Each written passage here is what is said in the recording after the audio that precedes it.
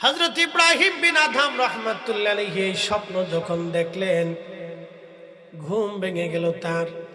ঘুম ভেঙে যাওয়ার পরে তিনি তাহাজ্জুদ পড়ে কাঁদতে লাগলেন, ইয়া রাব্বি, আমার উপায় কি হবে? এই সময় যদি আমার মরণ আসে, ইব্রাহিম বিন আদহাম ধ্বংস হয়ে যাবে। কাঁদতে কাঁদতে পেরেশান। ফজর নামাজ পড়ে বাইতুল আকসা থেকে রওনা হলেন আবার কাবার দিকে,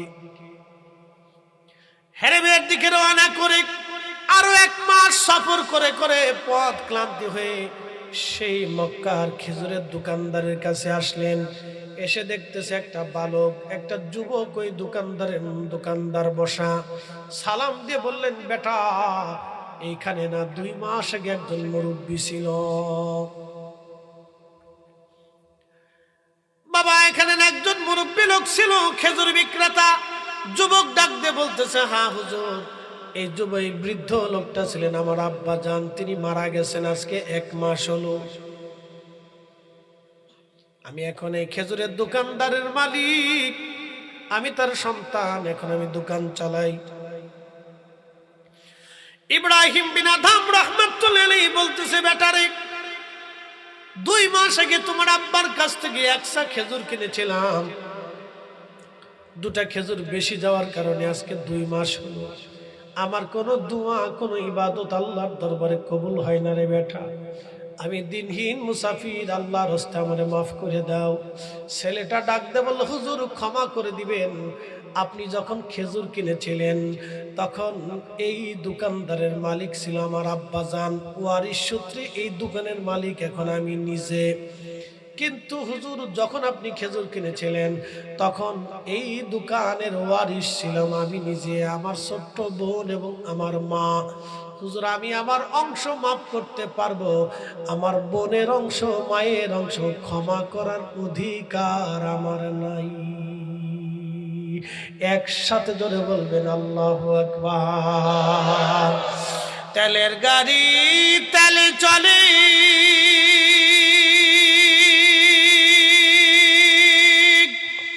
হাওয়ার গাড়ি হাওয়ায় উড়ে, বিনা তেলে চালাই গাড়ি নবী সুলাইমান। আমরা সেই মুসলমান। কথা কোন ঠিক কিনা? তাহলে এবার চিন্তা করেন, যারা সরকারি রাষ্ট্রের টাকা চুরি করে তার কপালে কি পরিমাণে ঠাডা পড়ছে। কি কথা কর না কেন? ওর জিন্দিগি বরবাদ, ওর আখিরাত শেষ। বলে হুজুর কারণ কি? এই 18 কোটি মানুষের হিসাব দিতে দিতে ওর আখিরাত পার হয়ে যাবে। কি কথা কর না কেন? যা সাচ্চা তাই বলতেছি। খা, যদ্দূর পারিস খা, বেশি বেশি খা, মরা তো লাগবে, খাইয়ে দেখ। এরপরে বাটাম চালান কি পরিমাণে চলে।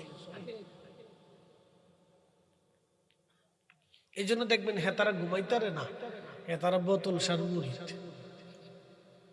বোতল খাইয়ে তারপরে ঘুমায়। বাইতে বউরে কয়, মা ভালো আছো? ফুল আরে কয়, বিয়াই কেমন আছো? কি কথা কন না কেন?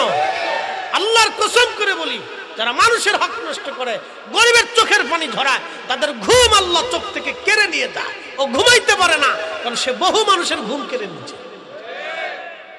বোতল খাইয়ে ওষুধ খেয়ে তারপরে ঘুমায়।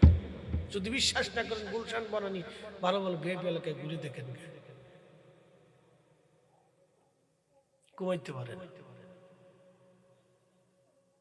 যা সত্য সেটাই বলছি বাপ, মিথ্যা টিথ্যা বলার সুযোগ নেই, বানোয়াট কথা বলার সুযোগ নেই। জবানের হিসাব আল্লাহর কাছে দিতে হবে। এ বালাগঞ্জবাসী, মনোযোগ দিয়ে শুনিয়া যান। ইব্রাহিম বিন আদহাম রাহমাতুল্লাহ আলাইহি ডাক দিয়ে বলতেছে, বেটা, ছেলে আমার, তুমি তোমার অংশ মাফ করে দাও, তোমার মায়ের কাছে আমাকে নিয়ে চলো। চিন্তা করেন তাহলে কেমন ভাই, যে 2টা খেজুরের অংশে তিনের বোনের হককে সেও ছোট করে দেখে নাই। আর আমার দেশের ভাই টু 20 বছর হলো বোনের জমি বুঝাই দেয় না, ভাগ্নে ভাগ্নিরে মাহরুম করে দিল। আর ভাতিজা এতিম ভাতিজার জমি জমা ঠিক মতো দিতে চায় না। ভাই মরে গেলে চাচা মনে করে বাঁচছি। ওরে শতান কোথাকার, কিয়ামতের ময়দানে এমন বাটাম সালান খাবা, যেই বাটাম সালান থেকে তোমাকে কেউ রেহাই দেবে না। আমার রাসূল পর্যন্ত তোমাকে সুপারিশ করবে না। বলে কারণ কি? উম্মতের হক মারলে নবী তার দিকে ফিরেও তাকাবে না। এই কথা কর না কেন? শাহজালাল রহমতুল্লাহ যাবে? হ্যাঁ, আপনি আরেকজনের ভাইয়ের জিনিস মেরে দিচ্ছেন, শাহজালাল রহমতুল্লাহের কাছে গেলে তো আপনি জুতা পিটা করবে। দূর হ শয়তান, তাইছিস কেমন দিচ্ছে? যাহা সত্য সেটা বলতেছি। বালাগঞ্জবাসী হযরত ইব্রাহিম বিন আদহাম রাহমাতুল্লাহ আলাইহি ডাক দিলেন, তোমার মার কাছে নিয়ে চলো। ছেলেটা ইব্রাহিম বিন আদম রাহমাতুল্লাহ আলাইহিকে মায়ের কাছে নিল। পর্দার আড়াল থেকে সালাম দিলেন, আসসালামু আলাইকুম। ভিতর থেকে জবাব আসলো, কে? বলে আমি ইব্রাহিম বিন আদম। বোন আমার, আপনার স্বামীর কাছ থেকে 2 মাস আগে আমি খেজুর কিনেছিলাম একসা। 2টা খেজুর আমার বেশি চলে গিয়েছিল, আমি ফেরত দেই নাই। আজকে 2 মাস হলো আমার কোনো ইবাদত, কোনো দোয়া কবুল হয় না। বোন, আপনি আমাকে মাফ করে দেন। মহিলা ডাক দিয়ে বলল, হুজুর ক্ষমা করবেন, আমার স্বামী যখন মালিক ছিল তখন এই ওয়ারিশ সূত্রে ওই 2টা খেজুরের মালিকানা আমাদের 3 জনের ছিল। আমার ছেলের ছিল, মেয়ের ছিল, আমার নিজের ছিল। হুজুর, ছেলের অংশ মেয়ের অংশ মাফ করার অধিকার আমার নাই। আমি আমার নিজের অংশটুকু ক্ষমা করে দিতে পারি। চিৎকার মেরে জোরে বলেন আল্লাহু আকবার। ইব্রাহিম বিন আদম মনে মনে চিন্তা করলেন, ভাবছিলাম আমি একাই ইবাদত করি, এখন দেখি না মক্কার বাজারেও আল্লাহওয়ালা মানুষ ঘরের মধ্যে আছে। এইরকম নারী যদি ঘরে ঘরে থাকতো তাহলে পুরুষের কোনো চিন্তা ছিল না। স্বামী বিদেশ, বেডি মার্কেট করার জন্য গোয়ালা বাজারে বারবার খালি পাখির মতো উড়াল দিয়ে চলে যায়। খালি বিদেশ থেকে টাকা আসলে দেরি হয়। জানি না মা, করিমনের বাপ কিনছে, এটা মা কিনছে, আমার দিত। খালি পাখির মতো দৌড়াচ্ছে। বাপরে বাপ, দোকানদারের কাছে গেলে ভাবি শাড়ি খুব আপনার ভালো বানাই। কেন দোকানদারের এদের দিকে নজর গেল? কে ফার্ম মাইরে মাইরে বেচতেছে, বিরাট বিক্রি। ওইদিকে স্বামী সৌদি আরব রোদের মধ্যে পুড়ে পুড়ে চাকরি করে। কি কথা কর না কেন? বিদেশিরা কি সিহারাদের টাকা দেয়? তার কাজ বুঝাই দেওয়ার পরে টাকা দিবে, তাও কয় মাস বাহির হয় মাঝে। ওরে বাপরে বাপ, মালিক যদি ভালো না হয় তাহলে তার জীবন জান শেষ করে ফেলে দেয়। আরবের কি সবাই ভালো নাকি? আপনি জানেন ওরা রূপক্ষর মেজাজে। কোনটা ভালো হইলে ভালো, আর যেটা খারাপ হইলে শয়তানের চাইতেও শয়তান। কি কথা কর না কেন? আজাজিলের চাইতেও নিকৃষ্ট। আগে বেদুইন ছিল, চুরি ডাকাতি করতো, এখন পয়সার মালিক হয়ে গেছে। এখন চিন্তা করে ও টাকা নিয়ে যাবে বাংলাদেশের বাটাম চালান দিতে। এরকম কঠিন হৃদয়ের মানুষ। আবার যেটা ভালো সেটা একবার সুফি, অনেক বড় অলির মতো।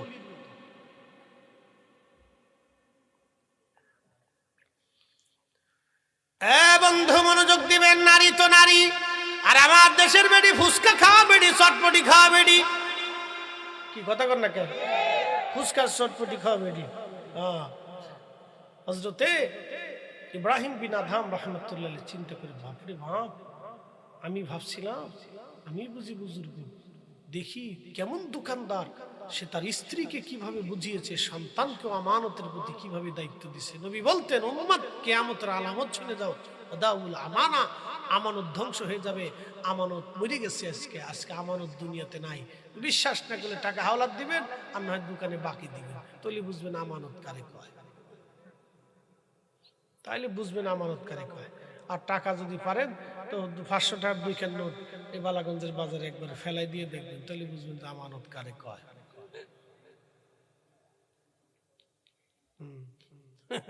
আমানত দেখবেন যে আমানত মরে গেছে। প্রিয় উপস্থিতি, মনোযোগ দিবেন। ইব্রাহিম বিন আদহাম মহা চিন্তিত, হাই হাই এটা কেমন ফ্যামিলি, ওই পুরুষটা কত বড় বুজুর্গ, তার স্ত্রীও কেমন বুজুর্গ, ছেলেটাও কেমন বুজুর্গ। একটা মনে রাখবেন, মনে কিছু নেবেন না, আমাদের দেশের নারীরা যখন অন্তঃসত্ত্বা হয়, পেটে বাচ্চা আসে, তখন মায়ের রক্ত থেকে সন্তানের রক্ত হয়, মায়ের পুষ্টি থেকে সন্তানের পুষ্টি হয়। এই জন্য গাইনি ডাক্তার যারা আছে তারা বলে আপনারা এই অন্তঃসত্ত্বাকে, স্বামীকে বলে আপনি বেশি বেশি করে তাকে সুন্দর সুন্দর খাবার খাওয়াবেন, পুষ্টিজনিত খাবার, ভালো ভালো খাবার খাওয়াবেন। আর আল্লাহর নবী বলেন আমার উম্মত তোমাদের অন্তঃসত্ত্বা নারীদেরকে খেজুর খাওয়াবা, খেজুর। কারণ এই আদম সফিউল্লাহকে যখন আল্লাহ বানাইলেন, অবশিষ্ট মাটি দিয়ে আল্লাহ খেজুর গাছ তৈরি করলেন। এই জন্য খেজুর ফল খাওয়ার সঙ্গে সঙ্গে 2 মিনিটের মধ্যে সারা শরীরের রন্ধে রন্ধে খেজুরের পুষ্টি গুণ আল্লাহ ছড়ায় দেয়, কারণ এটা আদম সফিউল্লাহর একটা অংশ। আল্লাহর নবী বলেন উম্মত বেশি বেশি তোমরা খেজুর খাও, আর তোমাদের বাচ্চাদেরকে খেজুর খাওয়াও, তোমাদের গর্ভবতী নারীদেরকে খেজুর খাওয়াও। আমরা দেশের বেটিরা খেজুর চিনে না, চিনে ফুচকা আর চটপটি, যত ফসা গোসাই তা খাই, খেজুর চিনে না। বালাগঞ্জবাসী নারীরা খেজুর চিনে না, অন্তঃসত্ত্বা হলে খেজুর খাওয়াও। বলে কারণ কি? পুষ্টি হবে। নারীর যদি পুষ্টি হয় তো বাচ্চার পুষ্টি হবে, মা ভালো খাইলে বাচ্চার ভালো খাওয়া হবে। ওই সময় দুধ ডিম ভালো ভালো জিনিস অন্তঃসত্ত্বা নারীদেরকে খাওয়াইতে হয়, কারণ মা খাইলে বাচ্চার খাওয়া হয়, মা ঘুমাইলে বাচ্চার ঘুম হয়, মা সুস্থ থাকলে বাচ্চার সুস্থতা থাকে। এই জন্য গাইনি ডাক্তাররা বলে দেখেন আপনি ঠান্ডা লাগাবেন না, ঠান্ডার কাজ করবেন না, হাসি কাশি যাতে আপনার না হয়, কারণ আপনার হাসি কাশি ঠান্ডা যদি লাগে আপনার বাচ্চার নিউমোনিয়া হবে, আপনার বাচ্চাও ঠান্ডা রোগী হবে। এখন আমার প্রশ্ন, মায়ের অসুস্থতার জন্য যদি সন্তান অসুস্থ হয়, তাহলে যে নারী পেটের মধ্যে বাচ্চা নিয়ে টানা পানা হাট্টিমা টিম টিম তারা মাঠে পারে ডিম, তাদের ঘোড়ার 2টা ডিম ফাইটে যায়, মুখটা আমার ফাইটে যায়। বন্ধু যখন বউ নিয়ে রঙ্গ করিয়া হাইটে যায়, ফাইটে যায়, যখন এই কুকু কুকু কুকু বুঝেন নাই, কুকু কুকু বিয়ে দিয়ে পরে পোলাপন সারা রাত্রে পড়িয়া ডেকসেট বাজায় কুকু কুকু কুকু কুকু কুকু, ওর কুকু কুকুর জ্বালায় সারা গ্রামের মানুষ ঘুমাইতে পারে না। এই কথা কর না। এই বাচ্চা যখন এই পেটে আসে তখন এই মহিলার এই কুকু কুকু কুকু কুকু, তখন দুনিয়াতে বাচ্চা আসার পরে এটাকে কুকু কুকু কুকু কুকু কুকু। এই কথা কর না, জোরে বলেন। উচিত কথাই নয় বাজার, গরম ভাতে বিলাই বাজার, ডাল ভাতে কুটুম বাজার। অন্তঃসত্ত্বা নারীদেরকে এই জন্য কোরআন পড়াইতে হয়। হুজুর গাউসে পাক মহিউদ্দিন আব্দুল কাদের জিলানীর মা হাসানি হুসাইনি রাসূলের আওলাদ, মানে মাও ছিলেন হাসানি, ওনার বাবা ছিলেন হুসাইনি, হাসানি হুসাইনের বংশ। আল্লাহু আকবার। মা পেটের ভিতরে বাচ্চা নিয়ে কোরআন শরীফ মুখস্থ হাফেজে কোরআন ছিলেন, কোরআন পড়তেন। হুজুর গাউসে পাক আল্লাহর কুদরতে 18 পারা মুখস্থ করে আল্লাহ থেকে দুনিয়াতে পাঠিয়ে দিয়েছে। একসাথে বলবেন আল্লাহু আকবার। মা যেমন বাচ্চাটাও এরকম। কয়দিন আগে দেখলাম সেনাবাহিনী এক মহিলারে ধরছে, বোতল খায়। খবরে বলতেছে আমি খাই, আমার স্বামী জানে, আমার শাশুড়ি জানে, শ্বশুর জানে, আমার মা জানে, বাপ জানে, আমি খাই, আমার টাকা দিয়ে আমি খাই, আপনার কি?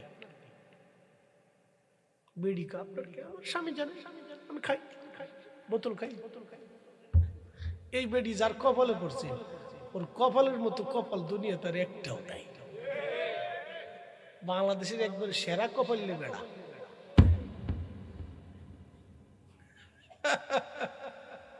কি বেডির বেডি? চিন্তা করে, নারী নেশা করে, নারী মদ পান করে, কত নিকৃষ্ট। পুরুষ নেশা করে, কত নিকৃষ্ট। আল্লাহ পাক, রসুল পাক, আল্লাহ এবং তার রসুল পাক ছাড়া কবুল করে না, পাক ছাড়া কবুল করে না, পাক হতেই হবে। এ ভাই আবার খুব মনোযোগ দিবেন। ইব্রাহিম বিন আদহাম ডাক দেয় বলে, বোন আপনার ছেলের অংশ ছেলে মাফ করে দিয়েছে, আপনার অংশ মাফ করে দেন। মহিলা ডাক দিয়ে বললেন, হুজুর আমি আমার অংশ মাফ করতে পারি, কিন্তু মেয়েটার অংশ মাফ করার অধিকার আমার নাই। বলে, বোন আমার আপনার মেয়ের ঠিকানা দেন, আমি তার কাছে যাব। বলে, তাকে বিয়ে দিয়েছি শ্বশুর বাড়ি। বলে, ওইখানের ঠিকানা দেন, আমি তার কাছে মাপ চাবো। দুইটা খেজুর দানার জন্য ইব্রাহিম বিন আদহাম কত রাস্তা পরিশ্রম করে একটু ভালো করে বুঝেন। তিনি হেঁটে হেঁটে ওই মেয়েটার বাড়ি চলে গেলেন। দরজায় করাঘাত দিয়ে পরিচয় দিলেন, বা আমার 2 মাস আগে তোমার বাবার কাছ থেকে 1 সা খেজুর কিনেছিলাম মক্কার বাজারে। মারে 2 মাস হলো কোনো দোয়া ইবাদত আমার কবুল হয় না রে মা, ওই খেজুরের টুকরার দিনাটা আমাকে মাফ করে দাও। মেয়েটা ডাক দেয় বলে, হুজুর ক্ষমা করবেন, যখন আব্বাজান মালিক ছিলেন তখন আমরা 3 জন ওয়ারিশ, আমার বড় ভাই, আমি নিজে, আমার মা। হুজুর আমি আমার অংশ ক্ষমা করতে পারবো, কিন্তু ভাইয়ের অংশ মায়ের অংশ ক্ষমা করার অধিকার আমার নাই। একবার জোরে বলেন আল্লাহু আকবার। তেলের গাড়ি তেলে চলি,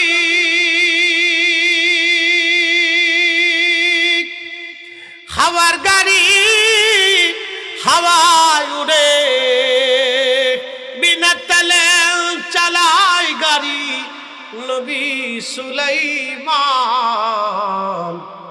আমরা সেই মুসলমান, আমরা সেই মুসলমান।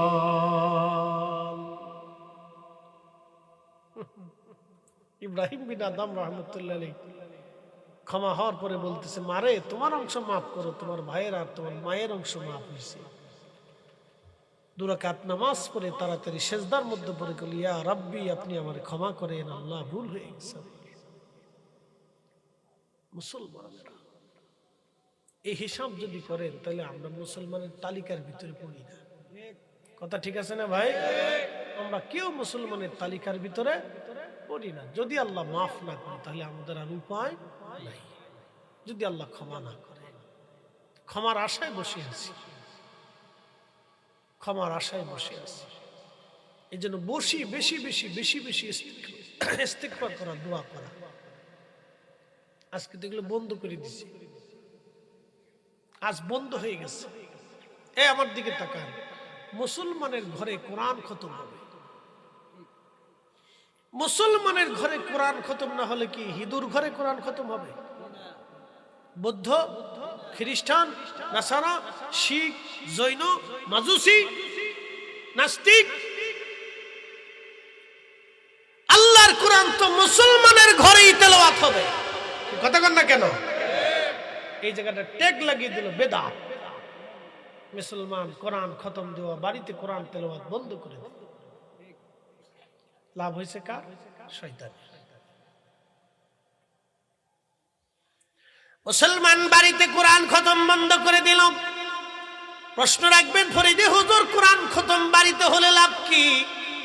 মুসলমান যখন কোরআন খতম দিত, কোরআন পড়তো, আল্লাহর কোরআন আল্লাহ বললেন, وَإِذَا تُلِيَتْ عَلَيْهِمْ آيَاتُهُ زَادَتْهُمْ إِيمَانًا।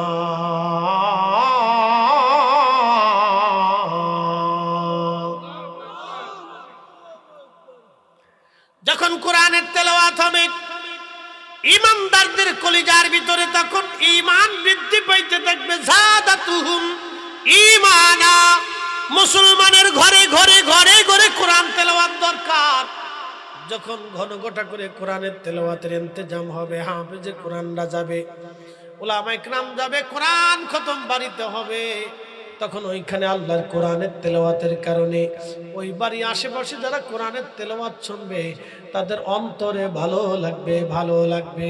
আর এইগুলি আমাদের সন্তানরা শিখবে, মেয়েরা শিখবে, আমাদের বউরা শিখবে, আমাদের আত্মীয় স্বজনরা শিখবে, নাতি নাতকুররা শিখবে, আমাদের বংশধররা শিখবে। তখন কেউ আবার ওই বংশধরদের মধ্যে একজন কোরআনের তেলাওয়াতের রেওয়াজ চলবে। যত বেশি বেশি তেলাওয়াত চলবে তত বেশি বেশি লাভ। এই যে আমাদের ঘরে বাড়িতে মিলাদ হয়, বলেন উম্মতের ঘরে যদি রসুলের দুরুদ না হয় তো দুরুদ হবে কার ঘরে? বলেন উম্মতের ঘরে যদি রসুলের সালাম না হয় তবে হবে কার ঘরে? উম্মতের ঘরেই তো নবীর দুরুদ হবে। দুরুদ তার হিন্দু বৌদ্ধ খ্রিস্টান নাসারারা পড়বে না, দুরুদ পড়লে আমরাই পড়বো। তো মুসলমানের ঘরে যদি দুরুদের আওয়াজ না হয় তো কার ঘরে দুরুদের আওয়াজ হবে? দুয়া বন্ধ করে দিল, এখানে বেদাতের ট্যাগ দিল, মুসলমান বন্ধ করে দিল। লাভ কিন্তু শয়তানের, আমাদের 4 পয়সাও লাভ হয় নাই।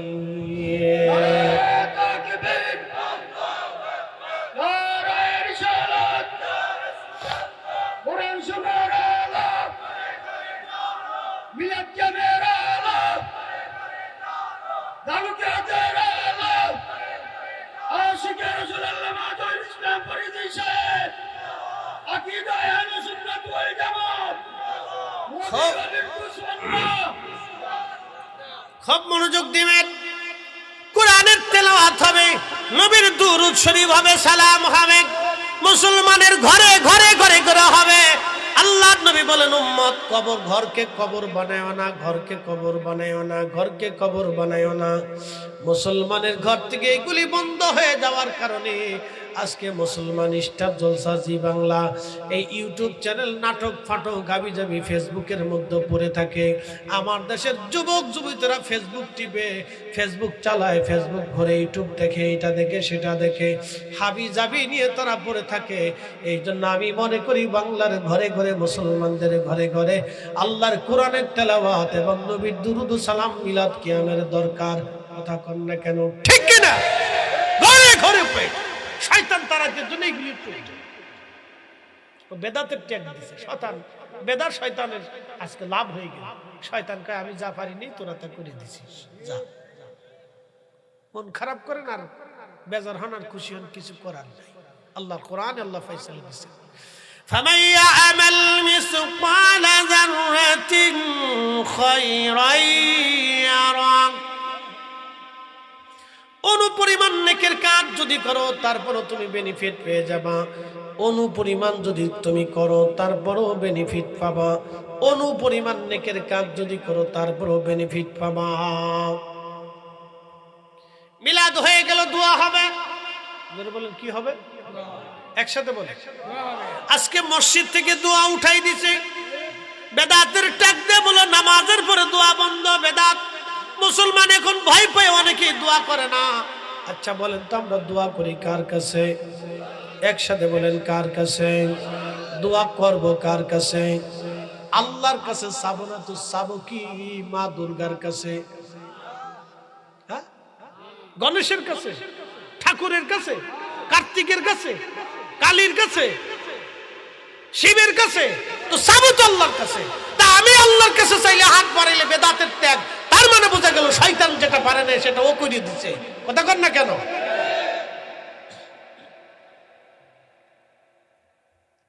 আল্লাহর জমিন থেকে আল্লাহর কাছেই তো চাবো আমরা, বেশি বেশি চাবো, বেশি বেশি চাবো। আল্লাহ বলেন উদউনি আস্তাজিব লাকুম, আমার কাছে চাও আমি তোমাকে দেব। মান লাম ইয়াসালিল্লাহ ফারগা বিলাইহি, যে আমার কাছে চাই না আমি তার উপর বেজার থাকি, যে আমার কাছে চায় আমি তার উপরে খুশি থাকি। মুসলমানের ঘরে ঘরে মসজিদে মসজিদে দোয়া হবে। আচ্ছা বলেন খোদার ঘর মসজিদ থেকে যদি দোয়া না হয় তাহলে মন্দির থেকে হবে? যারা বলেন মসজিদে দোয়া হবে না তো হবে কোথায়? কি কষ্ট হইতেছে আপনাদের? বিজয়ী হয়েছে শয়তান। বাংলাদেশের হাজার হাজার মসজিদে দোয়া হয় না, হাজার হাজার মসজিদে দোয়া বন্ধ হয়ে গেছে।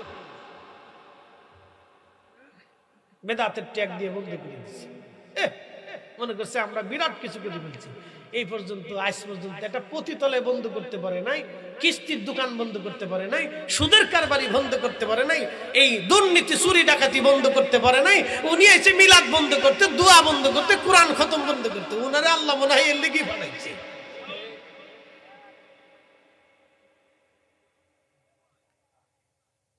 আজ পর্যন্ত একটা পতিতালয় বন্ধ করতে পারে নাই। খালি দোয়া বন্ধ করে দাও, মিলাদ বন্ধ করে দাও, কোরআন খতম বন্ধ করে দাও, এটা বন্ধ করে দাও, সেটা বন্ধ করে দাও, উন্ডা যেটা করে এটাই হালাল। কি কথা কর না কেন? এই যে কইতে কইতে কইতে পড়ছে, এরপরে দেখছে যে ফিডে ফিডিয়ান বুড়া জোয়ান ফিডে, জোয়ান বুড়া ফিডে ফিডেতে ফিডেতে মেরিয়ে ফেলাইছে। যা উচিত কথা বললে তো বেজার হয়ে যাবে না।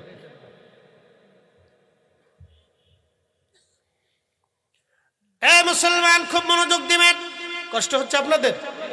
একসাথে বলেন তো আল্লাহু আকবার। না না হয় না, হয় না, আরো জোরে, আরো জোরে, আরো জোরে। হাত উঁচা করে বলেন আল্লাহু আকবার। নারে তাকবীর, নারে রিসালাত।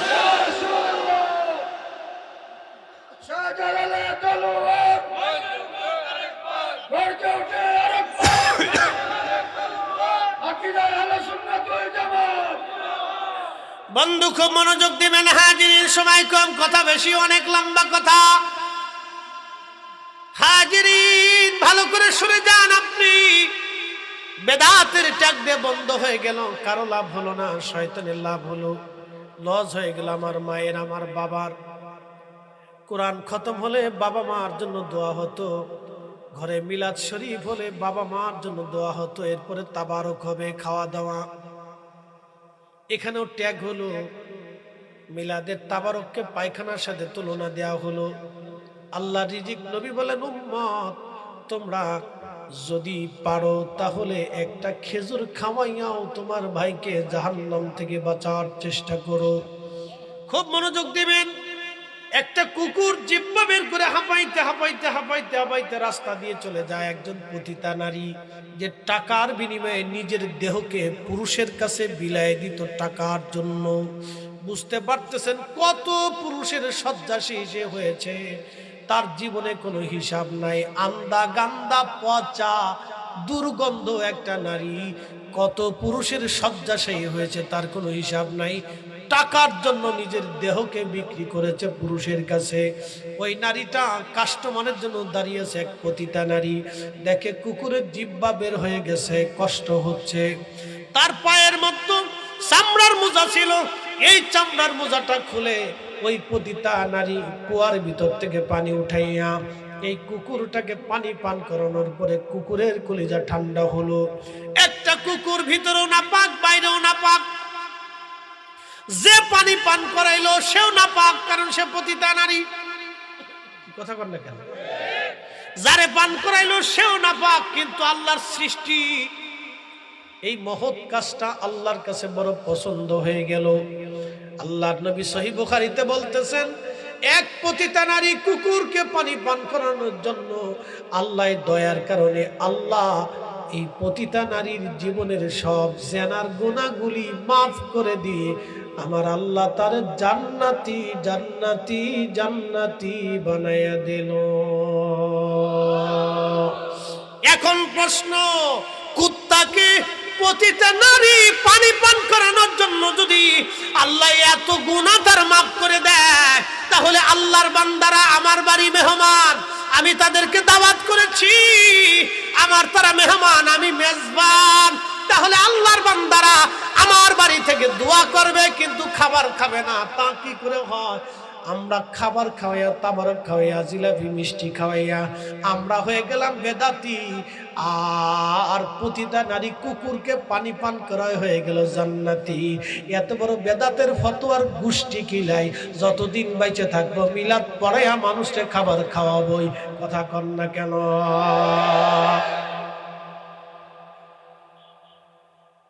কথা কি আমি যুক্তির বাহিরে বলছি? উত্তরে পানি পান করে পতিতা নারী বেহেশতে চলে গেল, আর আমি আল্লাহর বান্দারে খাওয়াই হয়ে গেলাম বেদাতি। উদর ভিন্ডি বুদুর করে কত বড় আজাইরে ফতোয়া দেশে, আর আমরা এটা মেনে নিব। আজাইরে বাজারে ফতোয়া।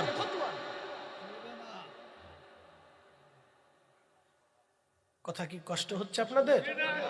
হক কথা বাবা তিতা লাগে, তিতা। উচিত কথায় ময়ে বাজার, গরম বাতে মিলাই বাজার, ডাল বাতে কুটুম বাজার। ওয়াজ করলে কি লাভ, শুনলে কি লাভ? লাভ হবে তার আমলে, আমলেও লাভ হবে না নবী প্রেম না থাকলে দিলে। নবী প্রেম থাকলে দিলে লাভ হবে কম আমলে। সুপারিশ করবেন নবী রোজ হাসরের ময়দানে। জ্ঞানী যারা বুঝে তারা শুধু ইশারায়, নাদানের বুঝাইতে পারে আছে কে কোথায়। জ্ঞানীর মতো জ্ঞানী হলে অল্প কথাই বুঝে, কচুর মতো কচু হলে অল্প জালে সিজে।